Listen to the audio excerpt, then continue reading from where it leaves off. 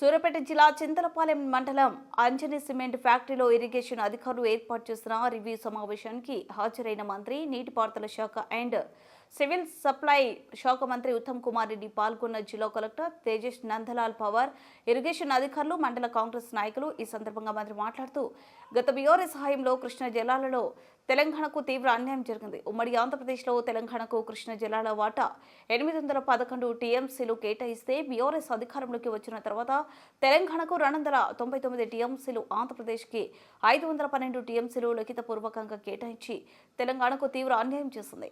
గత బీఆర్ఎస్ ప్రభుత్వం పాలమూరు రంగారెడ్డి ప్రాజెక్టుకు నిధులు కేటాయించలేదు. కాళేశ్వరం ప్రాజెక్టుకు 1,00,000 కోట్ల రూపాయలు కేటాయించి నిధులు దుర్వినియోగం చేసింది. కాళేశ్వరం ప్రాజెక్టు డిజైన్ నిర్మాణం కూలిపోవడం కూడా బీఆర్ఎస్ ప్రభుత్వంలోనే జరిగింది. గత రాజశేఖర రెడ్డి హయాంలో చెవెళ్ల ప్రాజెక్టుకు 38,000 కోట్ల రూపాయలు కేటాయిస్తే వాటి డిజైన్ మార్చి మేడిగడ్డ వద్ద 1,00,000 కోట్ల రూపాయలతో కాళేశ్వరం నిర్మించి 62,000 కోట్ల రూపాయలు ప్రజాధనాన్ని దుర్వినియోగం చేశారు.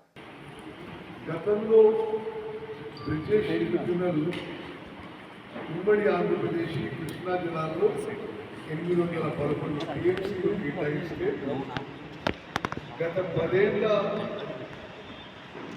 బీఆర్ఎస్ పరిపాలనలో చాలా జాగ్రత్త అర్థం చేసుకోవాలి.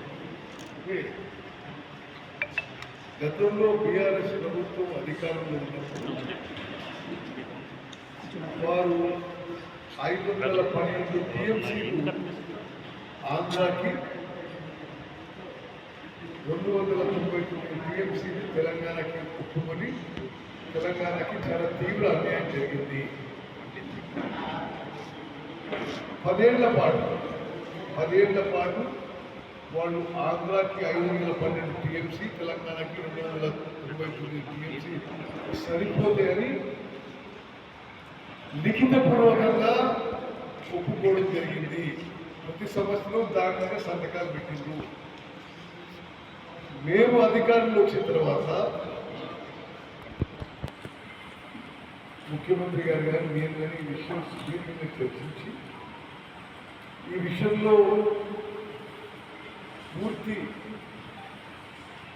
నాలెడ్జ్, సమర్థత, నైపుణ్యం వాళ్ళు సంప్రదించి మేము Krishna water dispute tribunal 2 Brijesh tribunal ముందు ఏమించామంటే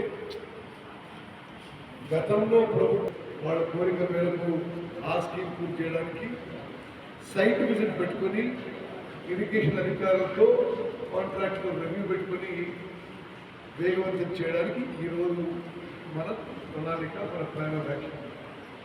నేను బహిరంగంగా అందరికీ చెప్తున్నా, నేను ఇక్కడ స్కీముల పనితీరు, స్పీడ్లో చాలా అసంతృప్తిగా ఉన్నాను.